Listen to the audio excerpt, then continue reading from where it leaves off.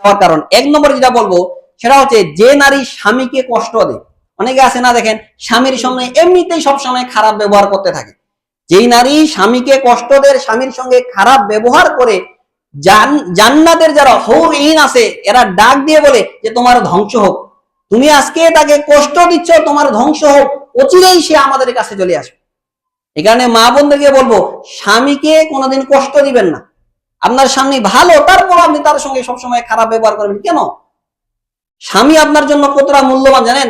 রাসূল সাল্লাল্লাহু আলাইহি সাল্লাম বলেন, লাউ কুনতা আমিরা আহাদান আইয়াসজুদা লি আহাদিন লা আমারতুল মারআতা আন তাসজুদা লি জাওজিহা। রাসূল সাল্লাল্লাহু আলাইহি সাল্লাম বলেন যে আল্লাহ ছাড়া আমি কাউকে যদি সিজদা দেওয়ার অনুমতি দিতাম তাহলে নারীদেরকে বলতাম সে যেন তার স্বামীকে সিজদা দেয়।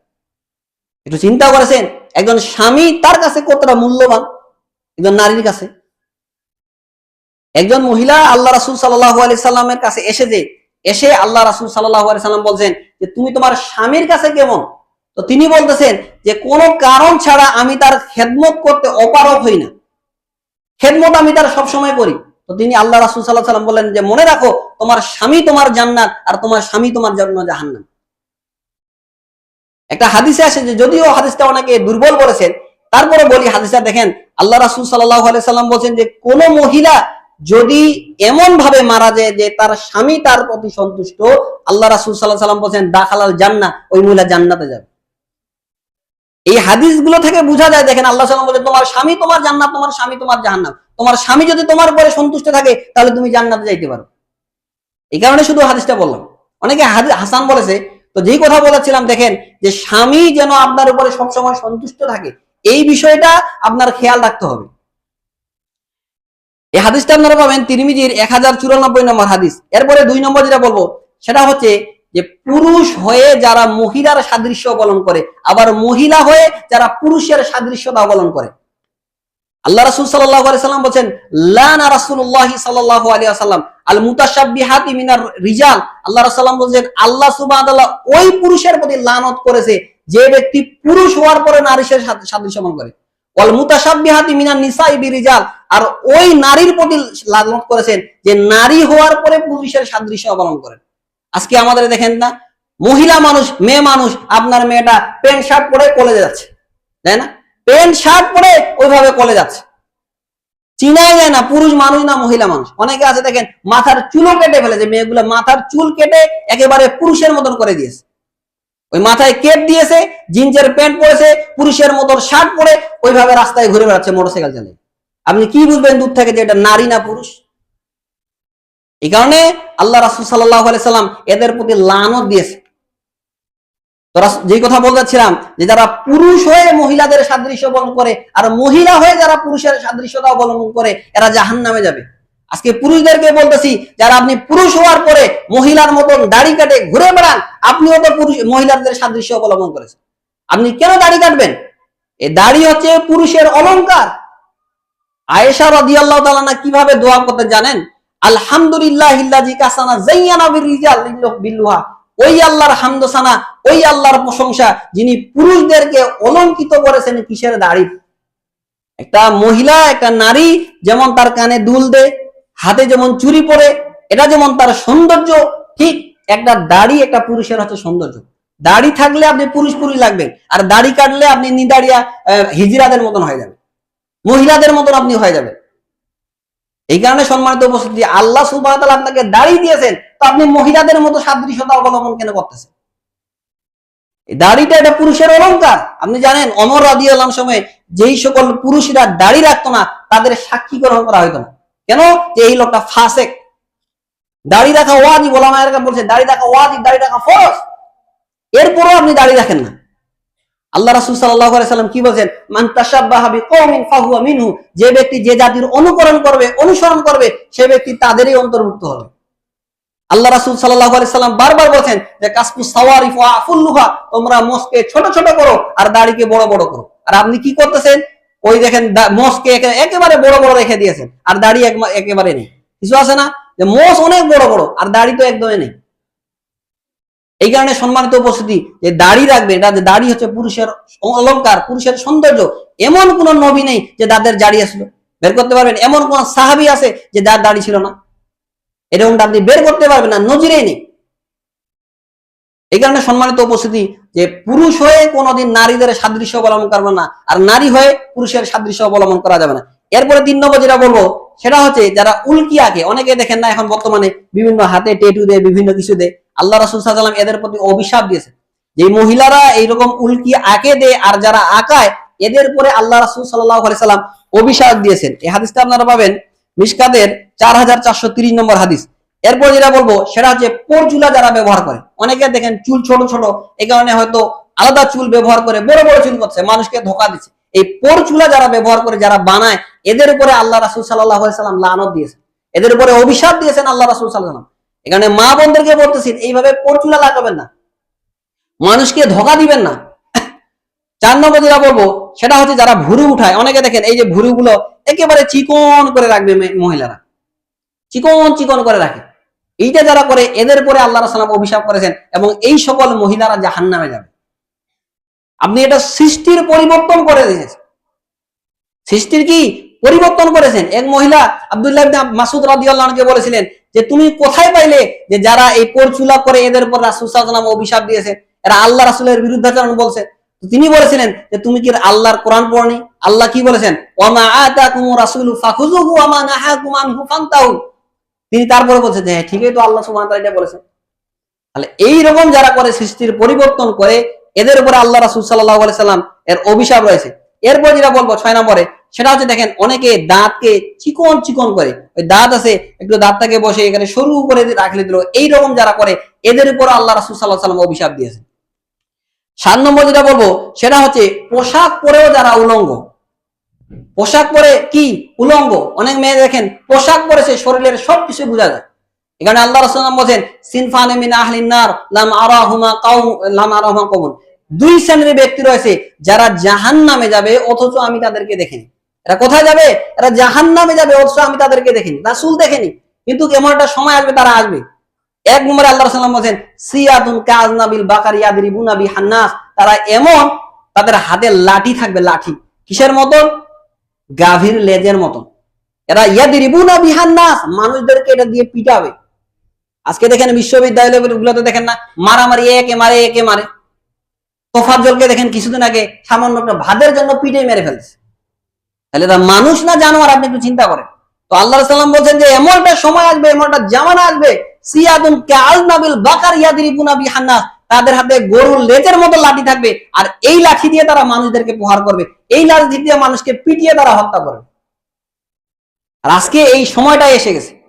এরপরে আল্লাহ রাসূল সাল্লাল্লাহু আলাইহি ওয়াসাল্লাম 2 নম্বরে বলছেন নিসাউন, মহিলা, কাসেতুন, কাপড় পরে থাকে, আর এতুন, উলঙ্গ, মুমিলাতুন মাইলা, তারা নিজেরাই আকৃষ্ট হয় এবং পুরুষদেরকেও আকৃষ্ট করে।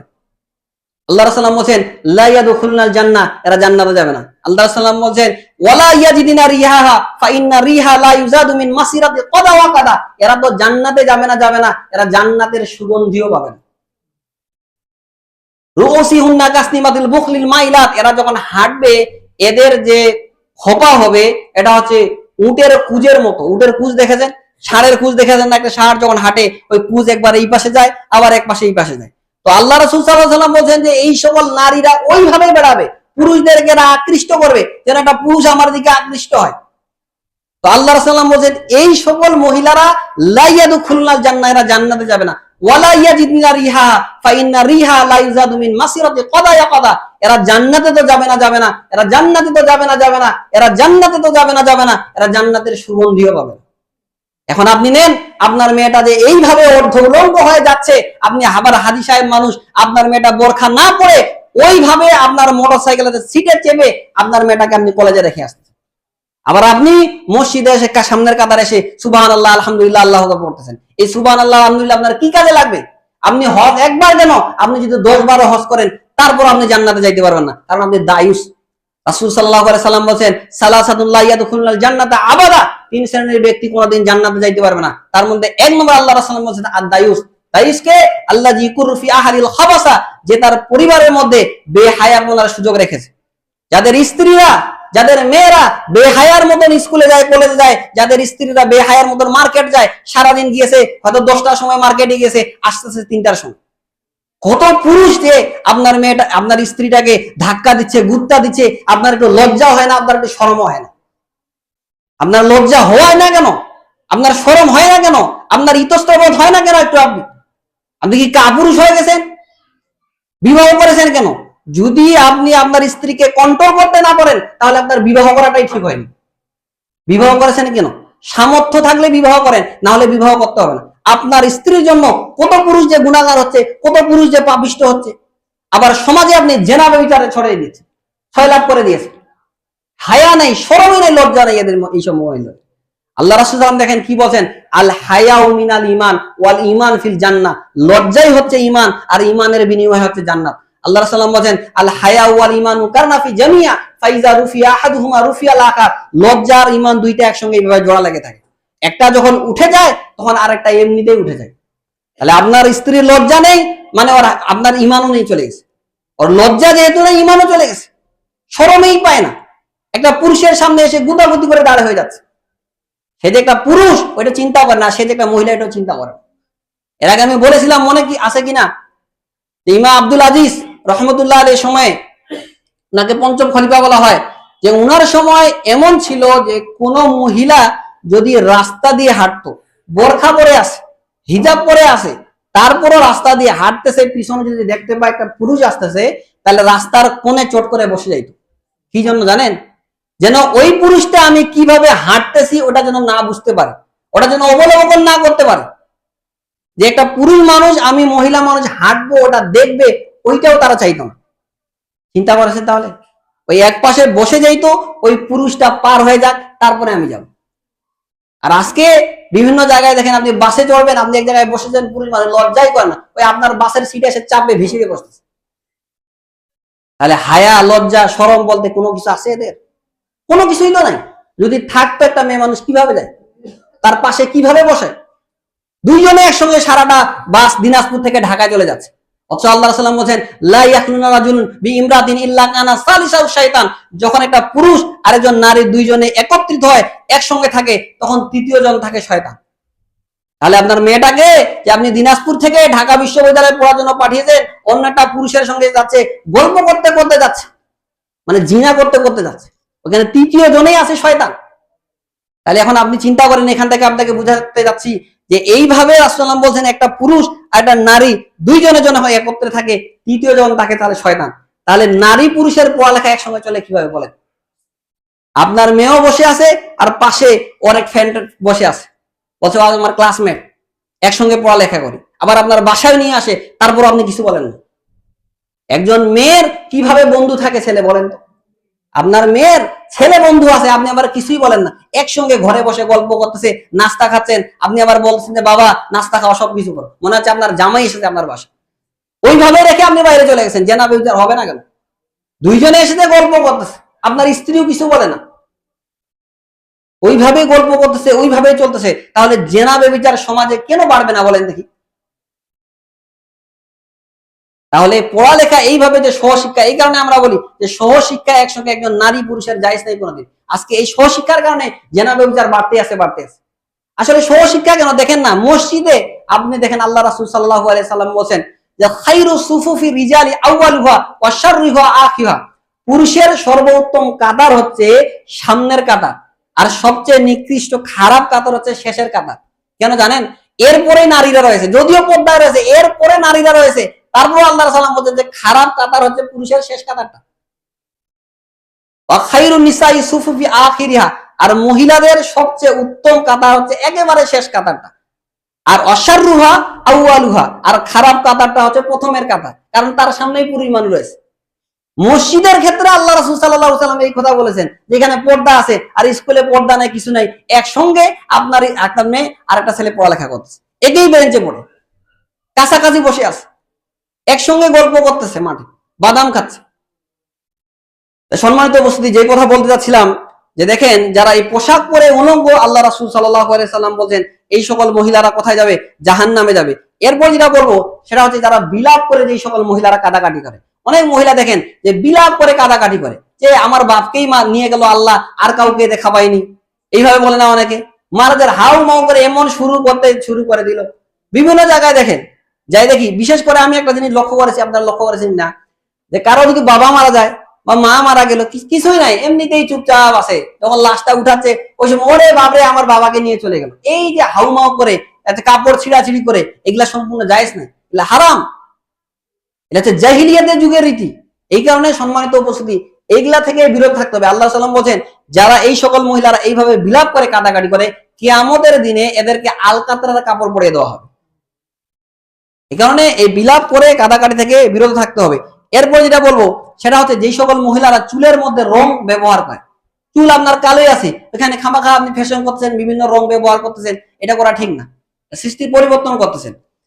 এরপর যেটা বলবো সেটা হচ্ছে, যে যেই সকল মহিলারা গান শিখে গায়িকা নায়িকা হয়, আজকে দেখেন না অনেক ভাইরা দেখা যাবে যে বলতেছে আমার সন্তানটাকে আপনি শিল্পকলায় নিয়ে যাচ্ছেন। কোথায় নিয়ে যাচ্ছেন? শিল্পকলায়। ওনার এতই কাজ, ওইখানে নিয়ে গান শিখাচ্ছে। চিন্তা করেন, গান আবার 2000, 4000, 5000 টাকা মাস, ওই গায়ককে রেখেছে, ও আবার তার মেয়েকে গান শিখায়।